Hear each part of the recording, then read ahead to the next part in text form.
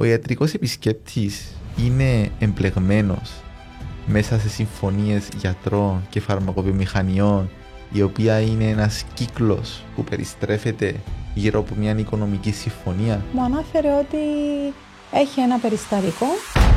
Θα ήθελα να σε καλωσορίσω, Τερέζα μου, στο Medical Podcast. Σε ευχαριστώ που δέχτηκες την πρόσκληση μου στο Medical Podcast και καταρχήν θα ήθελα να ξέρω και να ξέρει και ο κόσμος βέβαια ποια είναι η Τερέζα. Καταρχήν εγώ να σε ευχαριστήσω για την πρόσκληση. Η Τερέζα, ποια είναι η Τερέζα? Είμαι από τη Λάρνακα, έχω σπουδάσει θεατρολογία, το οποίο δεν είχε κάτι να κάνει, όπως καταλαβαίνεις, με το αντικείμενο του ιατρικού επισκέπτη για τη συζήτηση μας. Απλά κάποιες εμπειρίες που είχα ως ψυχότρια ομάδας είναι κάτι το οποίο με βοήθησε στο κομμάτι του ιατρικού επισκέπτη. Έχω δουλέψει, όπως ανάφερα τώρα, έχω δουλέψει σαν ψυχότρια ομάδων και περνώντας τα χρόνια ήρθεν κάτω από κάποιες συγκυρίες, ήρθεν στη ζωή μου το επάγγελμα του ιατρικού επισκέπτη και χαίρομαι πάρα πολύ που ήρθε, γιατί πραγματικά το αγάπησα μέσα από την πρακτική και την εμπειρία των περίπου 10 χρόνων που είμαι στο επάγγελμα.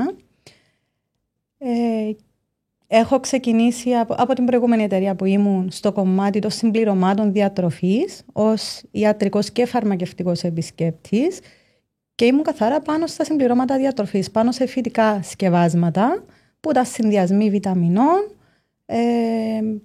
και συμπληρώματα. Μετά ανάλαβα στην συγκεκριμένη εταιρεία, ανάλαβα ως υπεύθυνη ομάδα να στήσουμε την ομάδα. Ήταν καινούρια εταιρεία, ήταν αρκετά εξειδικευμένα τα σκευάσματα, κάτι το οποίο ήταν και μια πρόκληση και για μένα ως καινούρια στον χώρο, αλλά και για τα παιδιά, για να τα γνωρίσει ο κόσμος και οι γιατροί. Και στη συνέχεια ανάλαβα ως country supervisor και πάλι με την ομάδα, αλλά και με τους γιατρούς πλέον που είχαμε χτίσει την ιατρική ενημέρωση τους συνεργάτες μας. Καταφέραμε να βάλουμε στον ιατρικό κόσμο της Κύπρου τα συγκεκριμένα σκευάσματα, τα οποία δεν τα γνώριζα τα συγκεκριμένα.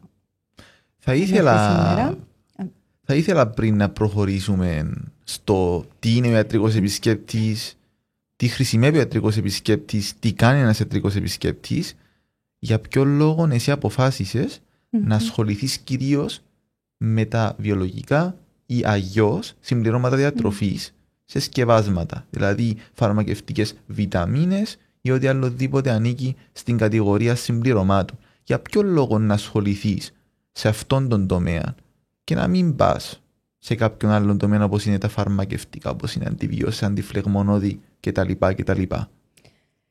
Επέλεξα να μείνω στο κομμάτι των συμπληρωμάτων. Καταρχήν ήταν αυτό που μου δόθηκε η ευκαιρία αρχικά να γνωρίσω.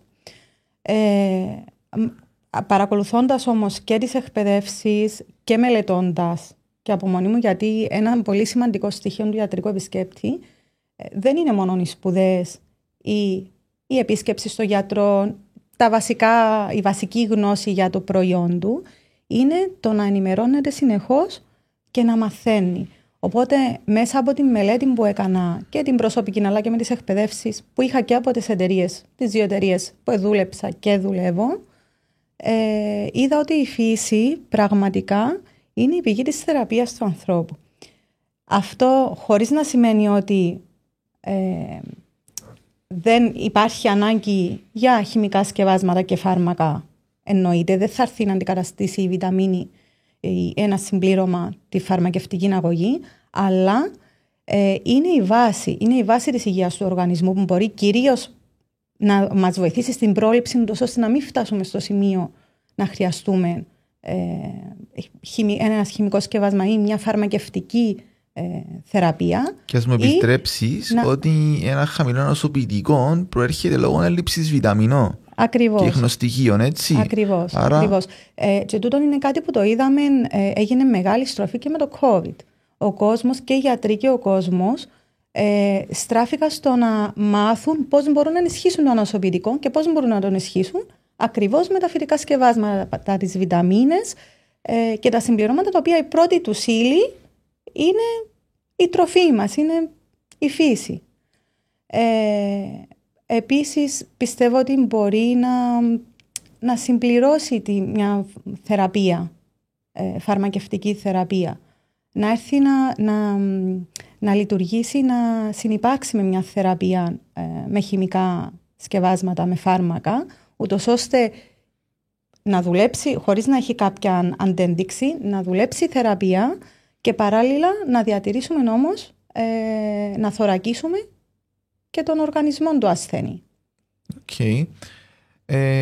Πριν να προχωρήσουμε στις μετέπειτα ερωτήσεις που θέλω να σου κάνω, θέλω να μου πεις λίγο, υπάρχει ή θα υπάρχει ακόμα, εντάξει το θα υπάρχει δεν το ξέρουμε, αλλά υπήρχε και υπάρχει ακόμα λίγο ο φόβος προς τον ασθενή, ακόμα και προς τον επαγγελματία υγείας, δηλαδή προς τον γιατρό, να χρησιμοποιεί συμπληρώματα διατροφής σαν θεραπεία, ή βλέπεις ότι στην Κύπρο είμαστε ακόμα πολύ πίσω για αυτό το σημείο?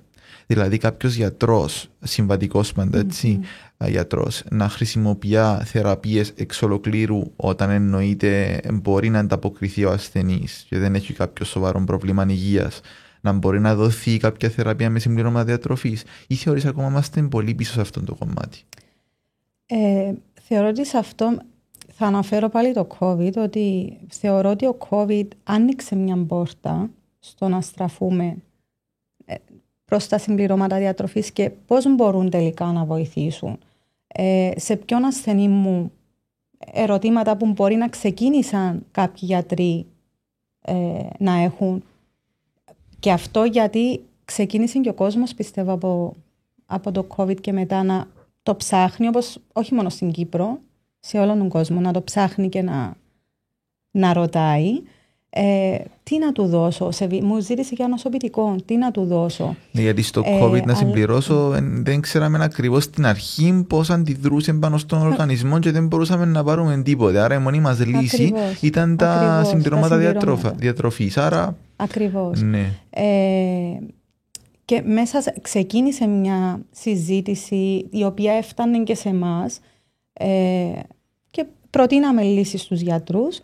Θεωρώ όμως ότι ακόμα έχουμε τα περιθώρια αυτό να το αναπτύξουμε στην Κύπρο, γιατί ακούσα ακόμα, έχει κόσμο ακόμα που σου λέει μου έδωσε ένα φάρμακο ο γιατρός και βλέπεις ότι δεν είναι φάρμακο, είναι βιταμίνη. Απλά επειδή έδωσε ο γιατρός πιστεύουν ότι είναι φάρμακο. Είναι φάρμακο. Ναι, okay. Δεν είναι έτσι. Να βοηθήσουμε τον κόσμο να αντιληφθεί ότι το σκεύασμα, το συμπλήρωμα διατροφής δεν είναι φάρμακο. Άρα αυτό πρέπει να αλλάξει από τους επαγγελματίες υγείας, γιατί μόνο ένας γιατρός μπορεί να αντεποιήσει τον άλλον ότι μπορεί, ας πούμε, έναν ασθενή ότι αυτό δεν είναι φάρμακο, είναι συμπλήρωμα διατροφής, ανήκει στην κατηγορία φαρμάκων, αλλά βιολογικών ή φυτικών φαρμάκων, όπως θέλουμε μπορούμε να το πούμε, και δεν ανήκει στην κατηγορία φαρμάκων όπως λέμε, ας πούμε, αντιβίωση, αντιφλεγμονώδη ή ό,τι αλλοδήποτε, ας πούμε, το οποίο αντιμετωπίζει χημικά.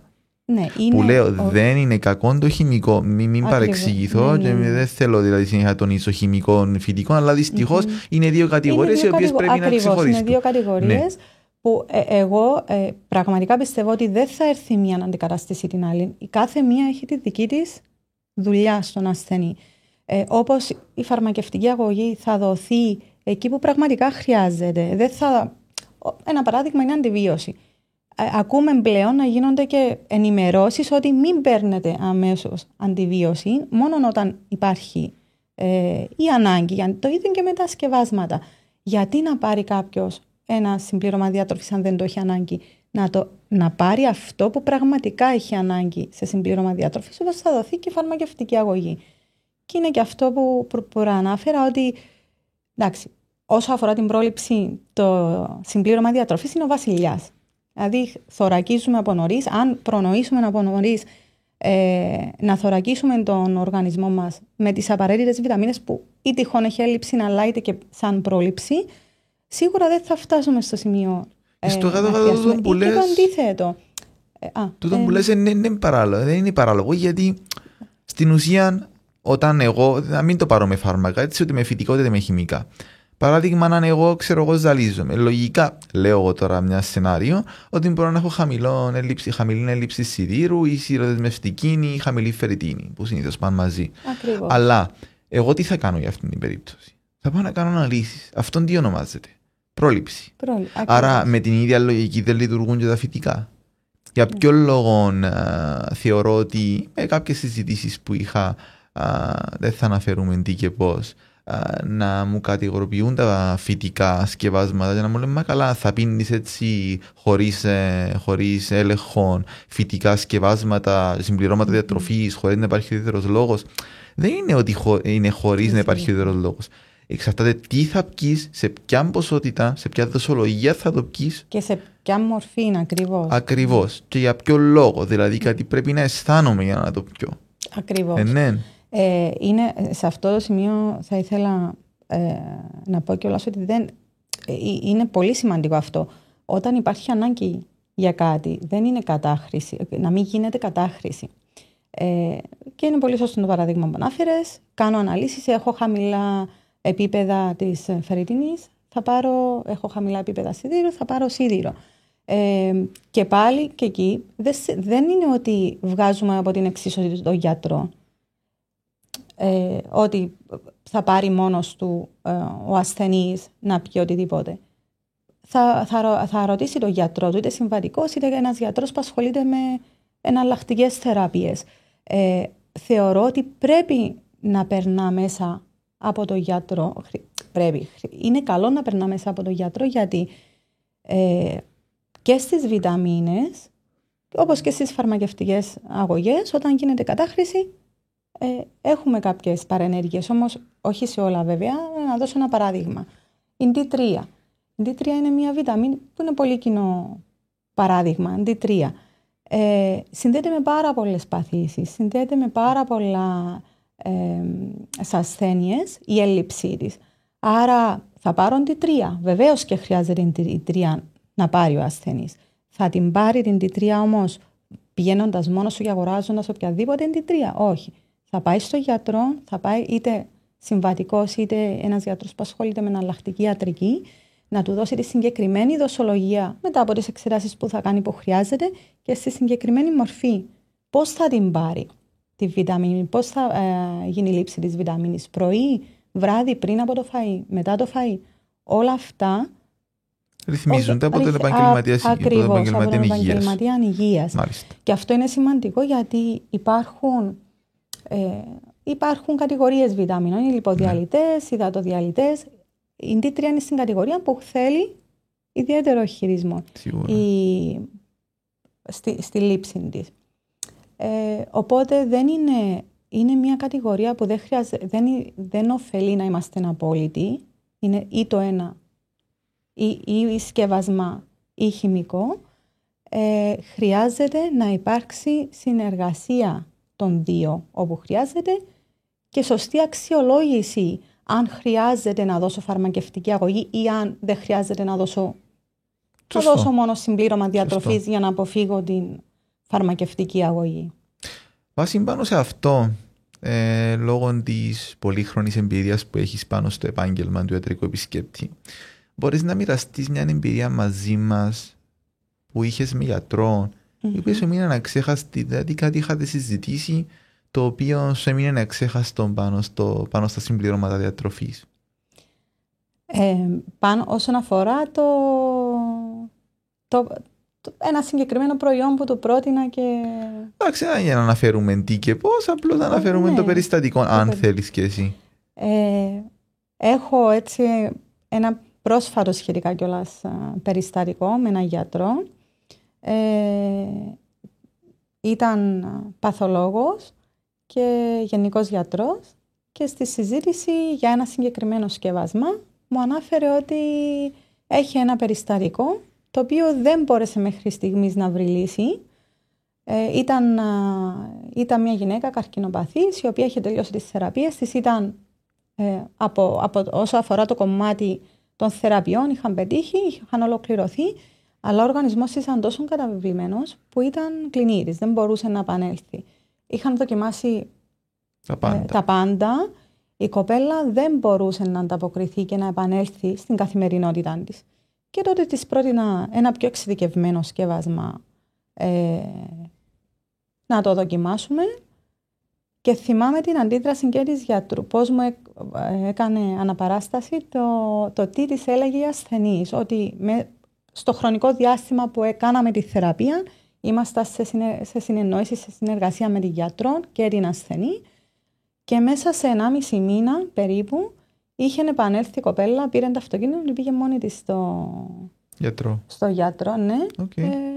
Και από εκεί αυτό αποτέλεσε, δηλαδή το feedback που είχε η γιατρός για το σκεύασμα της έδωσε το έναυσμα για να ξεκινήσει να μαθαίνει για τα συστατικά του συγκεκριμένου σκευάσματος βιταμινών. Αυτό είναι σημαντικό γιατί όταν υπάρξει και από τον ιατρικό σωστή επικοινωνία με τον γιατρό και η θέληση να όχι απλά να κάνω μια επίσκεψη να του πάρω κάποια σκευάσματα εκεί και να φύγω, όταν υπάρχει διάθεση συνεργασίας και πραγματικά για να βοηθήσουμε έναν άνθρωπο που έχει ανάγκη, πιστεύω ότι αυτό θα βοηθήσει και σε αυτό που λέγαμε πριν, ότι έχουμε περιθώριο και να γνωρίσουμε περισσότερα πράγματα και εμείς και οι ιατρικοί και οι ιατρικοί επισκέπτες και οι ιατροί για να βοηθήσουμε περισσότερο τους ασθενείς. Η ιατρική μάλλον, ας μου επιτρέψεις, το γνωρίζει, απλώς εμείς σαν χώρα πιστεύω ότι είμαστε πίσω. Βασικά όχι είμαστε πίσω, δεν θέλουμε να δεχτούμε κάποια πράγματα. Δηλαδή έχουμε μάθει με στερεοτυπικά μορφές ιατρικής, οι οποίες ας μην ξεχνούμε ότι η εναλλακτική ιατρική ήταν πολύ πιο πίσω από τη συμβατική ιατρική. Δεν λέω ότι η ιατρική συμβατική δεν χρησιμεύει. Εννοείται ότι χωρίς αυτήν είμαστε χαμένοι. Αλλά μην ξεχνάμε ότι ο συνδυασμός τους μπορούν να αποφέρουν τέλεια αποτελέσματα. Γι' αυτό και καταλήγω και στα συμπληρώματα διατροφής. Αυτό ακριβώς. Όντως στην Κύπρο ήμασταν αρκετά πίσω για πολλά χρόνια όσον αφορά τη συμβατική ιατρική και υπήρχε μια στάση λίγο απόλυτη και συνήθως ο λόγος που υπάρχει μια απόλυτη στάση είναι η άγνοια. Δεν γνωρίζω κάτι. Οπότε είναι αυτό πιστεύω που πρέπει να αλλάξουμε και είναι και μια πρόκληση κιόλας και για τον ιατρικό να φέρνει κάτι καινούριο σε σκευάσμα. Και από την άλλη, σήμερα υπάρχουν τόσα πολλά σκευάσματα, έχει κορεστεί η αγορά από συμπληρώματα διατροφής, αλλά αυτό δεν σημαίνει κατά ανάγκη κακό. Υπάρχουν οι επιλογές, ούτως ώστε αν κάποιος έχει ένα σημείο εκκίνησης, ρε παιδί μου, κάτι να τον οθήσει να το ψάξει και φιλτράρει, θα δει ότι από αυτά μπορεί να ξεχωρίσει ποια σκευάσματα έχουν πραγματικά θετική δράση στον οργανισμό και ποια σκευάσματα όντως και η τεχνολογία τους και ο τρόπος δράσης στον οργανισμό μπορεί να βοηθήσει. Πάνω σε αυτό το σημείο είχες ποτέ διαφωνήσει έντονα με κάποιο γιατρό για σκευάσματα? Υπήρξα ναι. Και εγώ αυτό που έλεγα και στα παιδιά στην ομάδα είναι να αγαπάτε τη διαφωνία με τον γιατρό. Γιατί όταν ένας γιατρός διαφωνεί με τον ιατρικό, τι δείχνει? Δείχνει ότι δεν είναι κάτι, δεν σου λέει ότι δεν με ενδιαφέρει εμένα. Είναι κάτι που δεν ξέρω. Ουσιαστικά σου λέει με τον τρόπο του θέλω να το μάθω αυτό. Ακριβώς. Γιατί όταν μπαίνει στη διαδικασία να διαφωνεί, σημαίνει ότι είναι έτοιμος να ακούσει κιόλας. Ναι, γιατί κάτι που σε ενοχλεί σημαίνει κάτι σε ενδιαφέρει. Ακριβώς. Δεν μιλώ στις περιπτώσεις που άλλος μπορεί να είναι τόσο απόλυτος. Εντάξει, μιλούμε για άκρα. Όχι, μιλούμε για περιπτώσεις όπου υπάρχει μια υγιή διαφωνία. Ναι. Εκεί σημαίνει υπάρχει πεδίο συζήτησης και υπάρχει περιθώριο συζητώντας και από την πλευρά του ιατρικός. Αν σταθεί επαγγελματικά σωστά απέναντι στο γιατρό, με τις πληροφορίες που μπορεί να πάρει τα επιχειρήματα και τις πληροφορίες μέσα από έρευνες που μπορεί να πάρει να δείξει στον γιατρό, να σταθεί απέναντι από τον γιατρό βασικά, να το βοηθήσει να ξεπεράσουν αυτή τη διαφωνία. Okay. Και και να μάθει κιόλας και ο ίδιος ο ιατρικός. Σωστό. Εγώ προσωπικά σαν ιατρικός, ακριβώς επειδή δεν είχα αρχικά ξεκινώντας κάποιο υποβάθρο, δεν έχω σπουδάσει ιατρικός επισκέπτης, έχω μάθει πάρα πολλά μέσα από ερωτήσεις που έκανα στους γιατρούς. Και αυτό συνήθως μου δινόταν ευκαιρία σε γιατρούς που ξεκινούσαμε τη συζήτηση με κάποια μορφής διαφωνία. Okay. Να σε ρωτήσω κάτι άλλο. Η ενσυναίσθηση και επικοινωνία. Γιατί τώρα μιλούσαμε για επικοινωνία με τους γιατρούς. Ποια είναι η θέση και ποια είναι η αντίληψη του ιατρικού επισκέπτη πάνω στην ενσυναίσθηση και στην επικοινωνία? Δηλαδή επηρεάζεστε μέσα από συζήτησεις, παράδειγμα, μπορεί να μην είναι κάποιες φορές παθολόγος, μπορεί να μην είναι καρδιολόγος, μπορεί να είναι ογκολόγος, που να έχουν να κάνουν με θέματα καρκίνου. Πιο σοβαρά περιστατικά, ναι. Άρα και όγκων. Άρα τούτον πώς σας επηρεάζει σας, ή αν σας επηρεάζει θετικά, αρνητικά, πώς το βλέπετε το όλο σκηνικό όταν αντικρίζετε τούτον το σημείο της ιατρικής? Εντάξει, σίγουρα εκεί καταρχήν η συναίσθηση όταν γενικά σε όποιον κλάδο και στην καθημερινή μας ζωή, από τη στιγμή που έχεις να κάνεις με άνθρωπο, σίγουρα έχει μεγάλη σημασία. Πόσο μάλλον στις περιπτώσεις που αναφέρεις, όταν είναι ζήτημα ζωής και θανάτου, είναι ασθενείς οι οποίοι έχουν μια σοβαρή πάθηση. Σίγουρα εκεί ο ιατρικός πρέπει να είναι πολύ προσεκτικός στο πώς θα προσεγγίσει και τον γιατρό, τον ασθενή, και να υπάρχει, είναι αυτό που είπαμε, να υπάρχει πραγματικά θέληση και αγάπη στο να βοηθήσουμε τον ασθενή και ειλικρίνεια. Αυτά είναι αλληλένδετα με την ενσυναίσθηση. Αν δεν μπορείς να νιώσεις τι ανάγκη έχει ο άλλος, το πρόβλημα του, να μπεις μέσα στα παπούτσια του που λέμε, δεν μπορείς να κάνεις, πιστεύω, αυτή τη δουλειά από τη στιγμή που έχεις να κάνεις με ασθενείς. Και ειδικά αν είσαι σε αυτό το συγκεκριμένο κομμάτι, είτε σε σκευάσματα είτε ακόμα και σε φάρμακα που αφορούν τόσο σοβαρές ασθένειες. Σε επηρεάζει σαν Τερεζά και πώς το χειρίζεσαι? Εντάξει, σίγουρα δεν είναι κάτι ευχάριστο να μπορείς, αλλά αυτό που έχω στο μυαλό μου είναι ότι είμαι εκεί, αν μπορώ κάπως να βοηθήσω θα βοηθήσω. Ναι. Αν δεν μπορώ, αλλά είμαι εκεί. Αν μου δοθεί ευκαιρία να βοηθήσω. Αν το αντιμετωπίσουμε από αυτή τη σκοπιά, τότε πιστεύω ότι ένας ιατρικός μπορεί να το διαχειριστεί και να γίνει και πιο σωστά η δουλειά. Άρα βασικά, όπως μου το περιγράφεις, υπάρχουν αρκετές προκλήσεις πάνω στο θέμα των σκευασμάτων και είσαι αποκλειστικά, από ό,τι αντιλαμβάνομαι, ιατρικός επισκέπτης πάνω στα συμπληρώματα διατροφής. Αποκλειστικά, έτσι. Τέλεια. Θα ήθελα έτσι να αλλάξω λίγο το θέμα συζήτηση και να το κατευθύνω προς την τεχνολογία.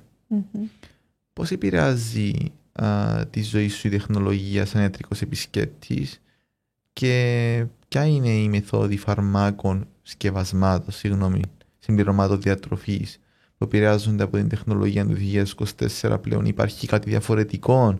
Έχουμε κάποια αλλαγή πάνω στο θέμα των σκευασμάτων, της ποιότητας, των τρόπων που λειτουργεί ένας ιατρικός επισκέπτης και πώς λειτουργούσε πριν 10 χρόνια, έτσι? Διότι είναι ραγδαία η ανάπτυξη της τεχνολογίας σε όλους τους τομείς, ακόμα και στους ιατρικούς επισκέπτες, που θεωρώ ότι κάτι θα έχεις να μας πεις για αυτό το κομμάτι.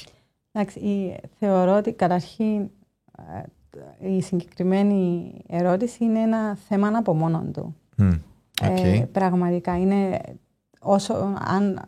αν συνδυάσουμε και την τεχνολογία, πώς επηρεάζει την καθημερινότητα του ιατρικού επισκέπτη, αλλά και την οργάνωση του κυρίως, αλλά αν βάλουμε και τα σκευάσματα, πώς η τεχνολογία επηρεάζει τη δημιουργία ενός σκευάσματος, είναι πάρα πολύ μεγάλο θέμα. Θα πω αυτά που πιστεύω με τις εμπειρίες που έχω μέχρι σήμερα. Καταρχήν η τεχνολογία στην καθημερινότητα του ιατρού έχει μεγάλη σημασία. Είναι μια δουλειά η οποία δεν είναι γραφείο. Χρειάζεται πραγματικά ανάγκη από εργαλεία ο ιατρικός επισκέπτης να οργανωθεί, να καταγράψει τις πληροφορίες που παίρνει από τον κάθε γιατρό, να δημιουργήσει από πόλη σε πόλη τον τομέα του, τους συνεργάτες του. Όλα αυτά είναι με εργαλεία που προσφέρει τεχνολογία που μπορεί να τα οργανώσει. Και είναι πάρα πολύ σημαντικό κομμάτι, όπως επίσης και η επικοινωνία μεταξύ της ομάδας. Και τούτον πάλι θα αναφερθώ στο COVID, διότι στο COVID λόγω και των συνθήκων της εργασίας από το σπίτι ήταν μια εργασία που εμείς δυσκολευτήκαμε πάρα πολύ να κάνουμε. Αν και ήταν μια περίοδος που για μας είχε αυξημένη ζήτηση. Αλλά πώς γίνεται ένας ιατρικός επισκέπτης μέσω COVID να μπορεί να δουλεύει από το σπίτι? Αυτό που κάναμε με τους γιατρούς τότε, κάναμε παρουσιάσεις μέσα από Zoom, οργανώναμε αυτό. Ναι, και με τα φαρμακεία, εντάξει, φαρμακεία κάναμε κάποιες επισκέψεις και τηλεφωνικώς. Συνεχίσαμε την ιατρική ενημέρωση διαδικτυακά και είχε και πολύ ωραίο αποτέλεσμα, μπορώ να πω, γιατί οργανώναμε τις ενημερώσεις ομαδικά με διάφορες κατηγορίες, με διάφορες ειδικότητες. Και εκεί ήταν σαν, όπως γίνεται στα συνέδρια που βλέπει ο ένας τον άλλον, οπότε δημιουργήθηκε και ένα ωραίο κλίμα και ήταν κάτι που μας βοήθησε στο να γίνει και πιο σωστά, πιο καλά η δουλειά μας. Βέβαια δεν είναι ότι θεωρώ ότι είναι καλύτερα από την προσωπική επαφή, αλλά ήταν ένα εργαλείο που μας βοήθησε πάρα πολύ στο να διατηρήσουμε την επικοινωνία. Τώρα, από εκεί και πέρα, θεωρώ ότι όσον αφορά την οργάνωση είναι πολύ σημαντικό ο ιατρικός, επειδή η δουλειά μας τι είναι, για να μπορέσουμε να βοηθήσουμε πραγματικά έναν γιατρό, είναι να χτίσουμε το σωστό προφίλ του κάθε γιατρού, τι ασθενείς βλέπει, τι ανάγκες έχει και ο γιατρός στη φαρέτρα του για να βοηθήσει τον ασθενή και τι ανάγκη έχουν οι ασθενείς τους.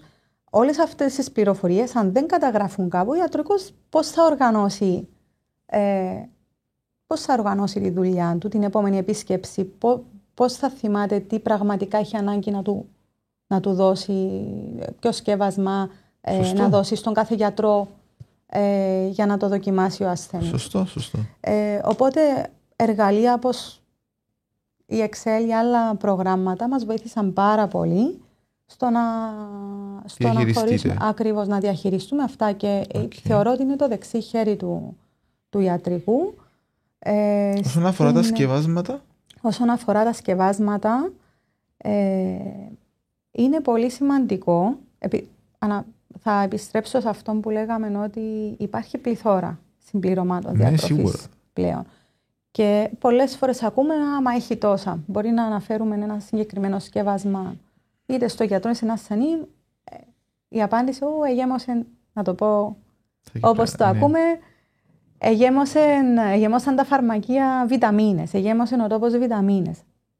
Ναι, η τεχνολογία ακριβώς θα έρθει να βοηθήσει στο να αναδείξει κάποια ανταγωνιστικά πλεονεκτήματα σε κάποια σκευάσματα. Μα όπως το λες όμως, για να γεμώσει ο τόπος βιταμίνες, κάτι γίνεται καλά, έτσι.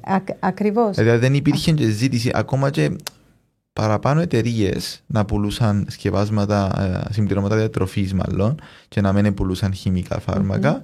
Ακόμα και δεν είχε ζήτηση, θα μπορούσαν να μπαίνουν στα ράφια των φαρμακείων. Ακριβώς. Εκεί θέλω να καταλήξω ότι ακούμε το κάπως έτσι, αλλά είναι κάτι το οποίο για να γίνει σημαίνει υπήρξε η ζήτηση, υπήρξε κάποια ανάγκη. Και έρχεται εκεί η τεχνολογία πλέον για να βοηθήσει στο να εξελίξουμε τα σκευάσματα αυτά. Είναι σκευάσματα τα οποία η πρώτη ύλη ποια είναι η φύση, είναι η τροφή. Πώς ξεκινούν ερωτήματα, πώς μπορώ να δώσω ανταγωνιστικό πλεονέκτημα στο δικό μου σκευασμά, αξιοποιώντας την πρώτη μου ύλη καλύτερα, ούτως ώστε να προσφέρω στον ασθενή το μέγιστο δυνατόν των βιταμινών που μου προσφέρει μια τροφή. Άρα η τεχνολογία έρχεται εκεί με νέες μεθόδους πλέον, πώς επεξεργάζομαι την τροφή ως πρώτη ύλη ενός σκευάσματος, ούτως ώστε να κρατήσω τη δομή των βιταμινών που θα προσφέρω. Διότι ξέρουμε ότι η τροφή με ένα απλό βράσιμο αμέσως μπορεί να χάσει τις βιταμίνες της. Άρα θεωρείς ότι βασικά υπάρχει τελικά απήχηση στα σκευάσματα? Τελικά δεν υπάρχει απήχηση στα σκευάσματα από τον κόσμο πάντα. Δεν μιλώ στα φαρμακεία. Μιλώ από τον κόσμο. Υπάρχει απήχηση, απλά θεωρώ ότι χρειάζεται αυτό να εξελιχθεί ούτως ώστε ο κόσμος ή να επεξηγηθεί καλύτερα. Ακριβώς. Να υπάρξει καλύτερη γνώση ως προς τα σκευάσματα. Ενημέρωση. Ναι. Και ο κόσμος να ξέρει πώς να διαλέγει από τα σκευάσματα που υπάρχουν και με την βοήθεια, όπως είπαμε, του επαγγελματία υγείας, το καταλληλότερο σκεύασμα για τον ίδιο. Σίγουρα. Και όσον αφορά την τεχνολογία, πέραν από το κομμάτι της επεξεργασίας της πρώτης ύλης,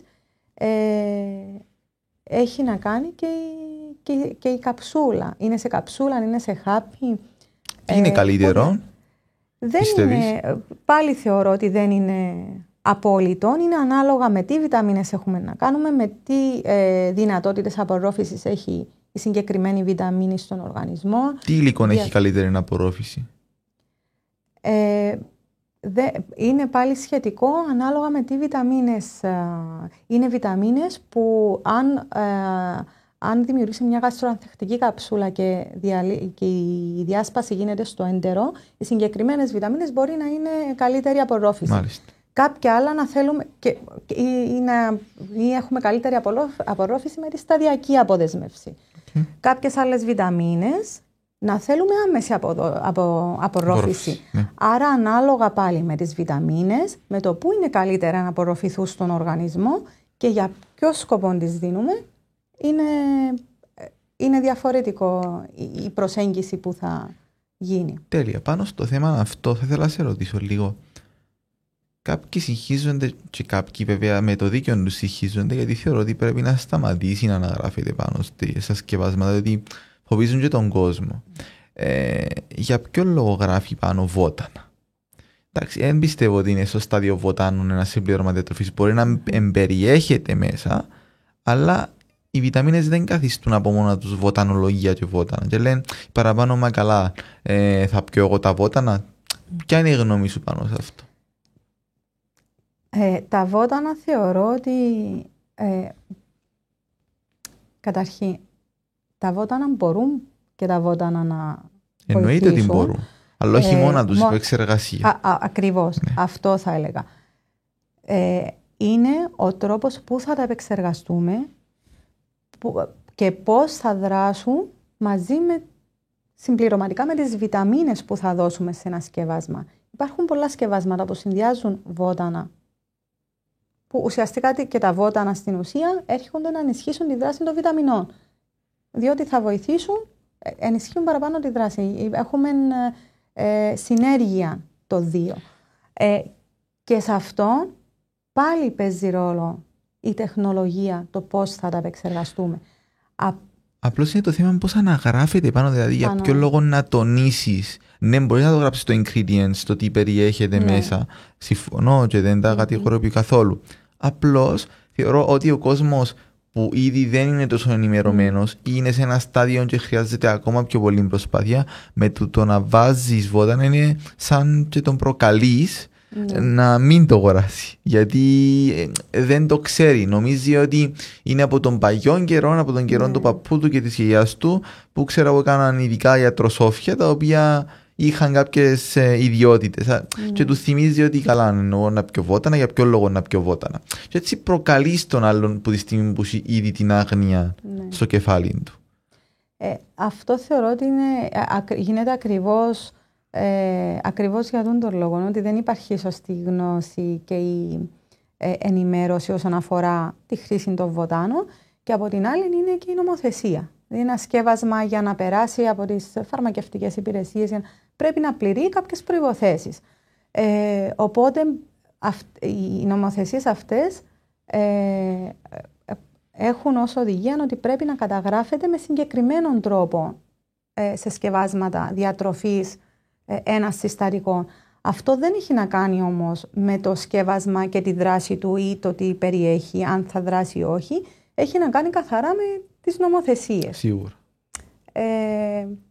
Και θεωρώ ότι είναι ένα κομμάτι το οποίο πάλι με την εξέλιξη των συμπληρωμάτων διατροφής θα μπορούσε σιγά σιγά να αλλάξει. Σίγουρα. Έχουμε, εντάξει, αυτό είναι και είναι οι οργανισμοί που δίνουν τις εγκρίσεις, είναι μεγάλο κομμάτι. Και αναφορικά, μιας και μιλούμε για λάθος επιγραφή ετικετών, που θεωρώ εγώ κατά δική μου προσωπική άποψη βέβαια, θα ήθελα να θέσω ένα ζήτημα το οποίο είναι πασίγου στον κόσμο και βγήκε μια φήμη μάλλον, η οποία δεν ξέρω αν αληθεύει, που πιστεύω ούτε εγώ αληθεύει.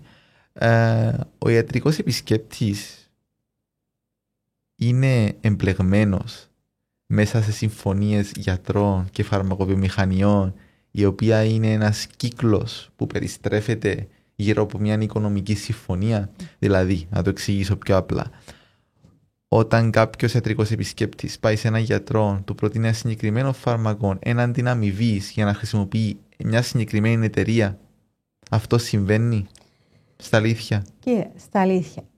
Στην Κύπρο εγώ δεν είδα, σαν ιατρικός επισκέπτης, δεν το έχω ζήσει πάρα πολύ έντονα αυτό.